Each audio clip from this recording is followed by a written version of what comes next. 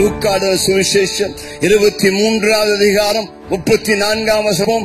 சிலுவை மரத்திலே இயேசு சொன்ன முதலாவது வார்த்தை, பிதாவே இவர்களுக்கு மன்னியும் என்று சொன்னார். ஆகவே தான் கல்வாரி சிலுவையிலே உதித்த முதலாவது ஜீவப்பூ அது மன்னிப்பு என்று சொல்லி நாம் அழைக்கிறோம்.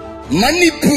இயேசு சிலுவை மரத்திலே நமக்காய் தொங்கிய பொழுது அவர் எதற்காக சிலுவையிலே மரித்தார்? இயேசு சிலுவையில் மரித்ததின் நோக்கம் என்ன? ஏன் இயேசு சிலுவையில் ரத்தத்தை சிந்தினார்? உங்களுடைய என்னுடைய பாவத்தை மன்னிப்பதற்காக, இந்த பாவ பிரயசித்தம் உண்டாக்க, பாவத்திற்கு வரிய விமோச்சனம் உண்டாக்கத்தான் இயேசு சிலுவையிலே மரித்தார்.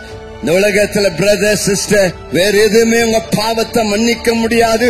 உங்க பாவத்தை மன்னிக்க கூடிய சக்தி இந்த உலகத்துல இருக்கும் என்று சொன்னால் அது இயேசுவின் ரத்தத்திற்கு மட்டுமே உண்டு.